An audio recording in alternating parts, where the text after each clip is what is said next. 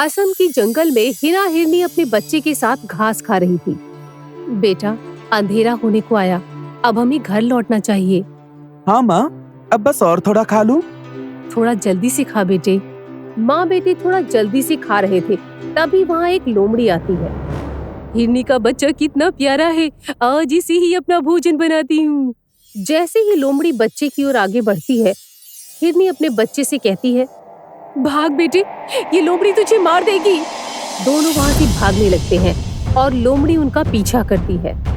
बेटा, और तेज भाग, और तेज, वरना वो लोमड़ी हमें पकड़ लेगी। दोनों तेजी से भाग रहे थे, तभी लोमड़ी ने रफ्तार तेज करते हुए हिरनी के बेटे को दबोच लिया। माँ मुझे बचाओ, माँ मुझे बचाओ, माँ बचाओ। हिरनी का बच्चा जोर जोर से चिल्ला रहा था, माँ मुझे बचाओ, ये लोमड़ी मुझे मार डालेगी। अरे कोई मेरे बेटे को बचाओ, ये लोमड़ी उसे मार देगी, कोई तो बचाओ। तभी वहाँ जंगल के कुछ प्राणी आ जाते हैं। सारे प्राणियों को एक साथ देख लोमड़ी वहाँ से भाग जाती है। बेटे, तू ठीक तो है ना? कितना खून बह रहा है मेरे बच्चे का। हमारे जंगल में कोई खूंखार जानवर तो है नहीं, फिर ये लोमड़ी कहाँ से आ गई? शायद दूसरे जंगल से आई होगी। मेरा पैर। अरे बातें बाद में करना, पहले इस घायल बच्चे को गुरु माँ के पास लेकर चलो। घायल बच्चे को लेकर सब गुरु माँ के घर आते हैं। गुरु माँ, देखिए ना, मेरे बच्चे का कितना खून बह रहा है। क्या हुआ है इसे? एक लोमड़ी ने इस पर हमला कर दिया है माता। चिंता मत करो, मैं अभी से ठीक कर देती हूँ। चमेली बकरी घायल बच्चे के पैर पर जैसे ही दवाई लगाती है, खून बहना बंद हो जाता है और दर्द गायब हो जाता है। वाह वाह गुरु माँ, आपने तो कमाल कर दिया। सच में आपके हाथों में तो जादू है। गुरु माँ, हमारी हर समस्या का इलाज आपके पास है। आप महान हो माता। अब आप इस बच्चे को लेकर घर जा सकते हैं। गुरु माँ को धन्यवाद कहकर सारे प्राणी अपने अपने घर चले जाते हैं। अगले दिन सवेरे सारे प्राणी पंचायत की टीली पर मिलते हैं। साथियों, हमारे शाकाहारी जंगल में मांसाहारी जानवरों का कहर बढ़ने लगा है। अब हमें कुछ करना चाहिए। ये तो अच्छा है कि गुरु माँ हमारी जान बचा लेती हैं। सोचो, अगर गुरु माँ ना होती तो हमारा क्या होता। गुरु माँ है तो अच्छा है, लेकिन इन खूंखार जानवरों का हमें कुछ करना होगा। उन खूंखार जानवरों के साथ हम कैसे लड़ सकते हैं? हम तो सीधे साधे जानवर हैं। इसके बारे में हम अगली सभा में वार्तालाप करेंगे। ठीक है, तो कल फिर मिलते हैं। सभा खत्म होते ही सब खाने की तलाश में निकल पड़ते हैं। कुछ ही दूरी पर गौरी गाय को अच्छा सा खाना मिल जाता है। अरे वाह, कितना बढ़िया खाना है। गाय खाना खा रही होती है कि तभी वहाँ एक खूंखार चीता आ जाता है। अरे बाप रे, ये चीता कहाँ से आ गया? भागने की कोशिश मत करना, क्योंकि तुझसे ज्यादा तेज मैं भागता हूँ। चीते भाई, मेरा दूध पीना है तो पी लो, पर मुझे मारना मत, मेरे छोटे छोटे बच्चे हैं। तुझे नहीं मारूंगा तो मैं मर जाऊंगा, और मैं मरना नहीं चाहता। जान बचाने के लिए गाय ने चीते से बहुत मिन्नतें की, पर चीते ने एक न मानी। आखिरकार गाय ने अपनी बुद्धि का उपयोग किया। ठीक है चीता भाई, शायद मेरी मौत आपके ही हाथों लिखी है, आप शौक से मुझे खा लीजिए। जैसे ही चीता गाय की ओर आगे बढ़ता है, तब गाय कहती है, चीता भाई, क्या आपके जंगल में मरने वालों की अंतिम इच्छा पूरी करने का रिवाज नहीं है? ऐसी कोई बात नहीं है, बता तेरी अंतिम इच्छा क्या है? मैं आखिरी बार अपने गुरु माँ से आशीर्वाद लेना चाहती हूँ। लेकिन ये तेरी गुरु माँ रहती कहाँ है, और वो किस प्रजाति की है? वो एक बकरी है, पास ही नदी के किनारे उनका आश्रम है। आश्रम के पास नदी है?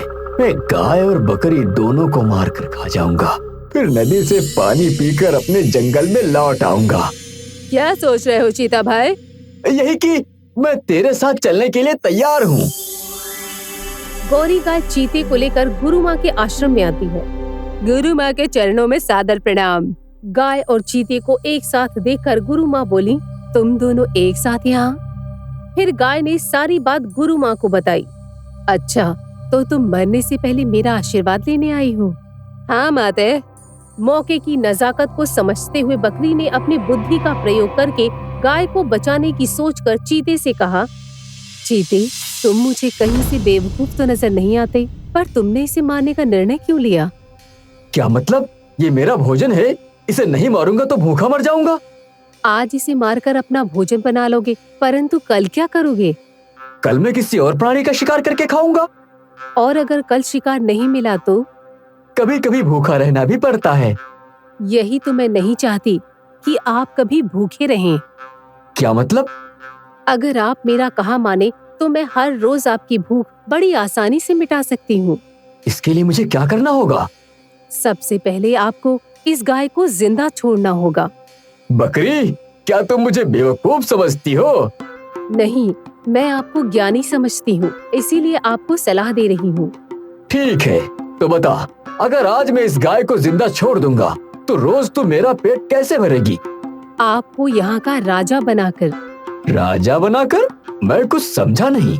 देखो, हमारे जंगल में कोई ताकतवर जानवर नहीं है। मैं तुम्हें यहाँ का राजा बना दूंगी, फिर तुम सब की रक्षा करना और बदले में तुम्हें बिना मेहनत के रोज एक प्राणी खाने को मिल जाएगा। चीता बकरी की बातों में आ जाता है और गाय को जिंदा छोड़कर राजा बनने के लिए तैयार हो जाता है। ठीक है, तो आज शाम को सभा बुलाई जाए। जंगलवासियों, चीते ने मेरा कहा मानकर गाय को नहीं मारा। ये तो बड़ी अच्छी बात है। हाँ, इसीलिए मैंने सोचा है कि क्यों ना हम इस चीते को ही अपना राजा बना दें। लेकिन इन्हें राजा बनाकर हमें क्या फायदा होगा? ये चीता एक राजा का कर्तव्य निभाएगा, ये हम सबकी रक्षा करेगा। ये सुनकर सारे प्राणी खुश हो जाते हैं। हमें मंजूर है। चीते महाराज की जय। आइए महाराज, मैं आपको आपका निवास स्थान बताती हूँ। चमेली बकरी चीते को एक गुफा के अंदर लेकर आती है। महाराज, आज से आप यहीं पर रहेंगे। राजा बन जाने पर चीता खुश हो जाता है। महाराज के भोजन की तैयारी की जाए। कुछ ही देर में चीते के लिए भोजन लाया जाता है। अरे वाह, अब रोज मुझे बिना मेहनत किए ऐसे ही खाना मिलेगा। हाँ महाराज, आप भोजन ग्रहण कीजिए, मैं कल सुबह फिर आऊंगी। सारे प्राणी चले जाते हैं। चीता भोजन खाने लगता है। भोजन खाने के बाद अचानक चीते की तबीयत खराब होने लगती है। मुझे ये क्या हो रहा है? खाना खाते ही चीता बेहोश हो जाता है। अगले दिन सुबह जब चीते की आंख खुलती है तो अपने आप को पिंजरे में कैद पाता है। अरे, मैं पिंजरे में कैद कैसे हो गया? यही तुम्हारी असली जगह है मूर्ख। इसका मतलब तूने मेरे साथ धोखा किया। जान बचाने के लिए भी कभी कभी दिमाग का इस्तेमाल करना पड़ता है। राजा बनने का नाटक करके मुझे इस गुफा में कैद करके तूने अच्छा नहीं किया बकरी। ये जंगल मेरा है। सारे जंगलवासी मुझे गुरु माँ कहते हैं, इसलिए इन्हें बचाना मेरा फर्ज है। चीते, जंगल के प्रति गुरु माँ का प्यार देखकर सारे प्राणी खुश हो जाते हैं। गुरु माँ की जय। गुरु माँ की जय। हे गुरु माँ, आप हमारी रक्षक हैं। हम चाहते हैं कि आप ही इस जंगल की रानी माँ बनकर हमारी रक्षा करें। मना मत करना माँ, हम आपको जंगल की रानी मान चुके हैं। हाँ गुरु माँ, आपकी बुद्धि और मेरी ताकत जंगल की रक्षा करने के काम आएंगे। मना मत कीजिएगा। ठीक है, लेकिन मेरी एक शर्त है। हमें आपकी हर शर्त मंजूर है रानी माँ। अगर बटोगे तो कटोगे। हम सबको एकता का परिचय देना होगा, क्योंकि एक है तो सेफ हैं। भाइयों, गुरु माँ का कहना है हम एक रहेंगे तो सेफ रहेंगे। बोलो क्या कहते हो? हमें मंजूर है। चमेली की बात सबको समझ में आ जाती है और सब एक रहने का वचन देते हैं और चमेली बकरी जंगल की रानी बन जाती है। यूं ही कई दिन गुजर जाते हैं और एक दिन जंगल में शिकार की तलाश में एक शेर आ जाता है। शेर को देखकर सारे प्राणी डर जाते हैं और डर के मारे रानी माँ के पास आते हैं। रानी माँ, हमें बचा लीजिए। गुरु माँ, हमें बचा लीजिए। आप लोग इतने घबराए हुए क्यों हो? जंगल में एक शेर आ गया है माता, वो हमें मारकर खा जाएगा। जब तक मैं जिंदा हूँ, शेर तुम्हारा बाल भी बांका नहीं कर सकता। अब हम क्या करें माता? तुम लोग बिना डर के शेर के पास जाकर सिर्फ इतना कहो कि तुझसे भी ज्यादा ताकतवर प्राणी हमारे जंगल में है, अगर वो पूछेगा कि कौन है तो उसे मेरे पास लेकर आ जाना, बाकी सब मुझ पर छोड़ दो। सारे प्राणी शेर के पास जाकर ठीक वैसा ही करते हैं जैसा बकरी ने कहा था। ए शेर, अपनी जान प्यारी है तो चला जा यहाँ से। और अगर नहीं गया तो तू क्या कर लेगा बंदर?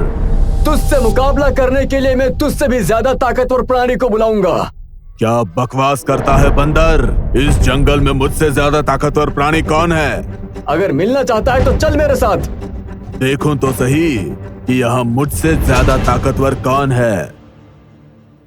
सारे प्राणी शेर को लेकर बकरी के पास आते हैं। ये बकरी मुझसे ज्यादा ताकतवर है, इसे तो मैं चुटकियों में मसल कर खा जाऊंगा। ये हमारी रानी माँ है।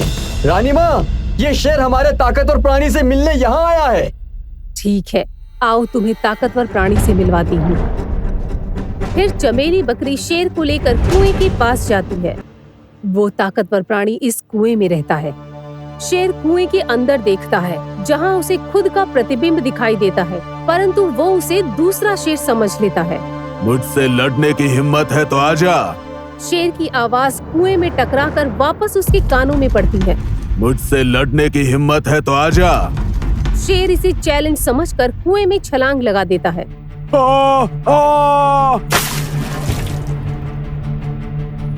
बकरी की चतुराई देख सारे प्राणी बकरी के नाम का जयकारा लगाते हैं। रानी माँ की जय, गुरु माँ की जय।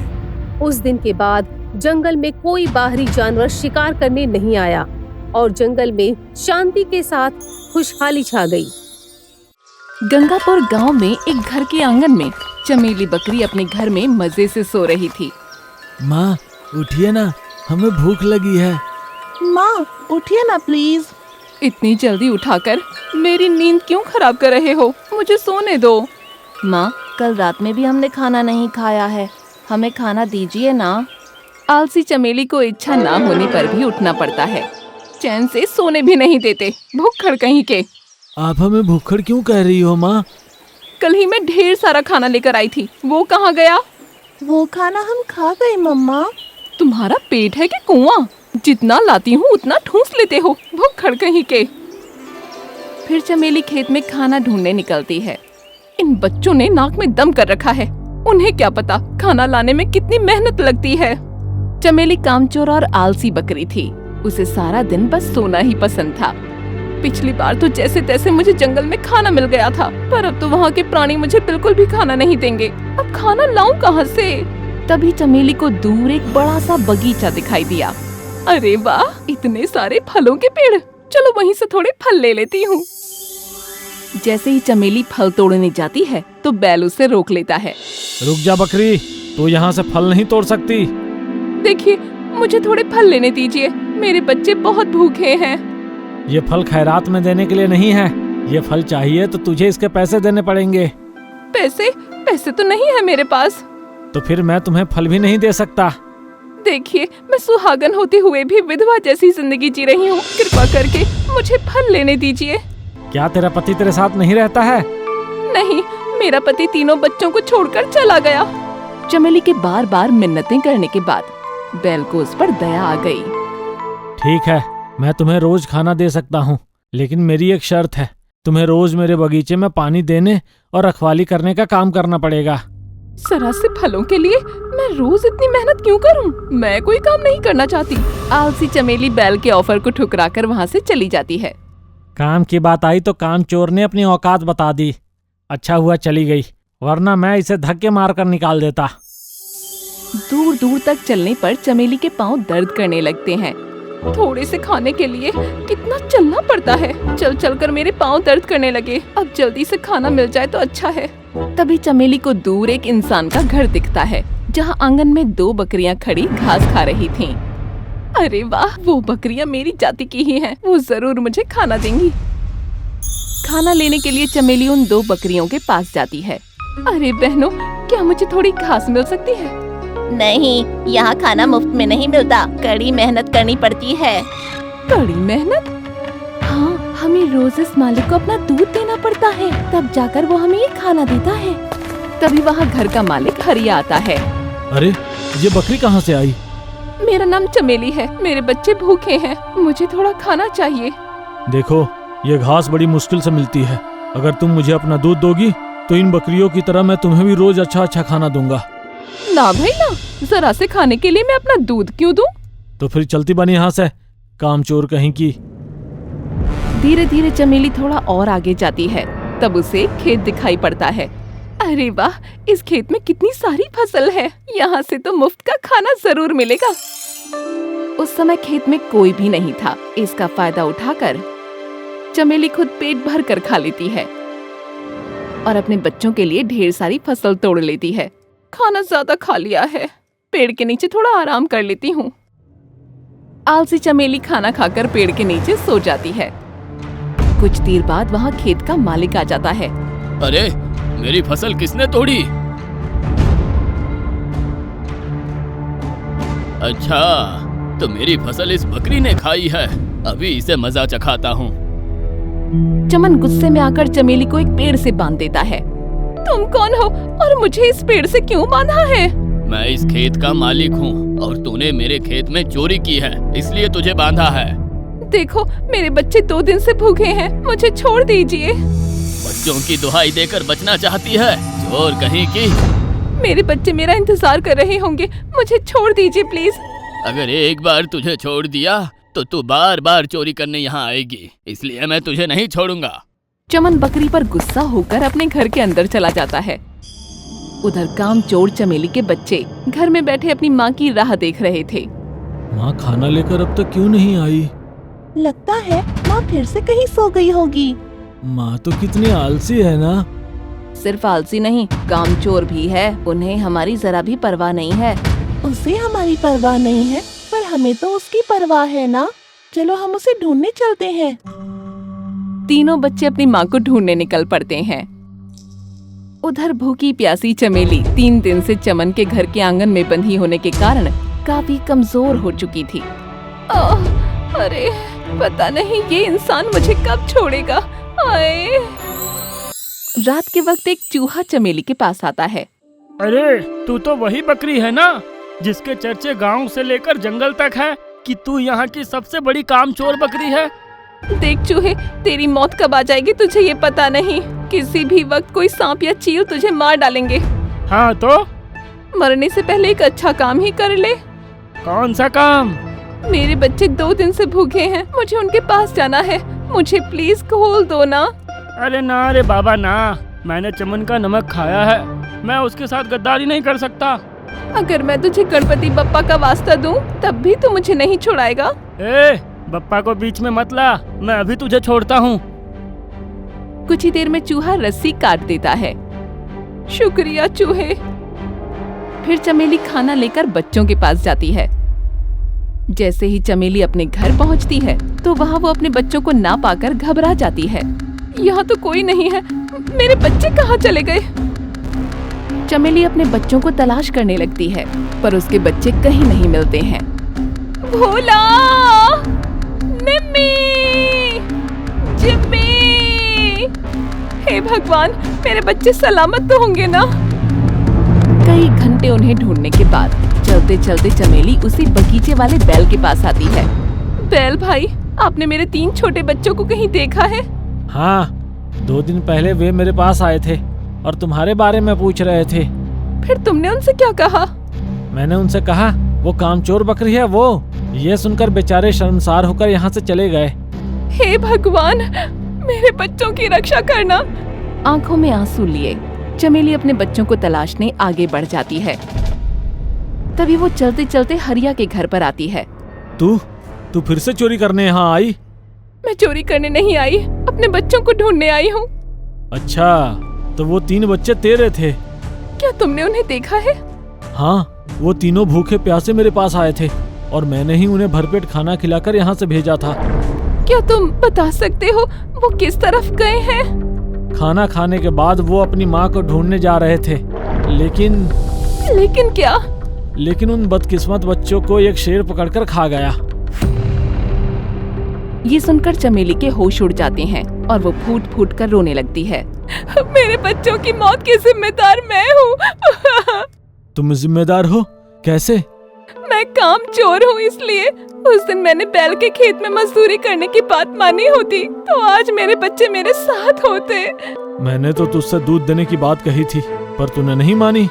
मुझे याद है, अगर तुम्हारी बात भी मैंने मानी होती तो आज मेरे बच्चे जिंदा होते। उदास होकर चमेली वहाँ से जाने लगती है। मेरे बच्चे मेरी वजह से ही मरे हैं, इसलिए मुझे प्रायश्चित करना ही होगा। प्रायश्चित करने की सोचकर चमेली चमन के खेत में आती है। चमेली को दोबारा खेत में देखकर चमन चिल्लाकर कहता है, ए चोर बकरी, तू यहाँ फिर से आ गई? इस बार मैं चोरी करने नहीं, प्रायश्चित करने आई हूँ। प्रायश्चित? किस बात का? मैं अपनी कैद से रस्सी तोड़कर भाग गई थी, कृपा करके मुझे पेड़ से वापस बांध दीजिए। चमेली के मुंह से ये बात सुनकर चमन दंग रह जाता है। उस दिन मैंने आपके खेत में चोरी की थी, इसलिए आपने मुझे पेड़ से बांध दिया था। हाँ, परंतु अगर उस दिन मैं आपके खेत से मेहनत करके घास लेती तो क्या आप मुझे पेड़ से बांधते? नहीं। उस दिन मैंने चोरी की थी, इसी कारण मेरे बच्चे आज मेरे साथ नहीं हैं। तेरे बच्चे तेरे साथ नहीं हैं? क्या मतलब? वो भगवान को प्यारे हो गए, इसलिए अब मैं जीना नहीं चाहती। कृपा करके मुझे पेड़ से बांधकर भूखा प्यासा रखकर मार दीजिए, मैं जीना नहीं चाहती। तुझे अपने किए पर पछतावा है, ये जानकर मुझे खुशी हुई, इसलिए अब मैं तुझे सजा नहीं देना चाहता हूँ। लेकिन अगर तू चाहे तो मेरे खेत में रह सकती है। अब मैं जीना नहीं चाहती। अगर आप मुझे सजा नहीं देना चाहते तो मैं कहीं और जाकर अपना जीवन समाप्त कर लूंगी। इतना बोलकर चमेली उदास होकर जाने लगती है। तभी पीछे से एक आवाज आती है, हमें छोड़कर जाओगी माँ? अपने बेटे की आवाज सुनकर चमेली पीछे मुड़कर देखती है तो अपने तीनों बच्चों को जिंदा पाती है। अपने बच्चों को जीवित देख चमेली की खुशी की कोई सीमा नहीं रहती। वो दौड़कर अपने बच्चों के पास आकर उनसे लिपट जाती है। मेरे बच्चे, कहाँ चले गए थे तुम लोग? तेरे बच्चे इस चूहे के कारण जिंदा है। तेरे बच्चों को शेर ने घेर लिया है। ये बात जैसे ही चूहे ने मुझे बताई, मैं फौरन उन्हें बचाने पहुंच गया। रुक जा शेर, अगर बच्चों को खरोच भी आई तो बंदूक की सारी गोलियां तेरे सीने में डाल दूंगा। और फिर तेरे बच्चों को बचाकर मैं उन्हें अपने साथ यहाँ ले आया। ये सुनकर चमेली बहुत खुश हो जाती है। सेठ जी, अब मैं जीवन भर आपके साथ, अपने परिवार के साथ यहाँ रहना चाहती हूँ। लेकिन तुम यहाँ कड़ी मेहनत कर पाओगी? मुझे पता चल गया है अब कि मेहनत करने वाला कभी भूखा नहीं मरता। माँ, हमें खुशी है कि अब तुम्हें मेहनत की कीमत समझ में आ गई है। उस दिन के बाद से चमेली और उसके बच्चे चमन के खेत में कड़ी मेहनत करने लगे और खुशी खुशी अपना जीवन बिताने लगे। आपको हमारा ये वीडियो पसंद आया हो तो प्लीज हमारे चैनल को सब्सक्राइब कीजिए और हाँ, वीडियो को लाइक और शेयर करना मत भूलना। धन्यवाद।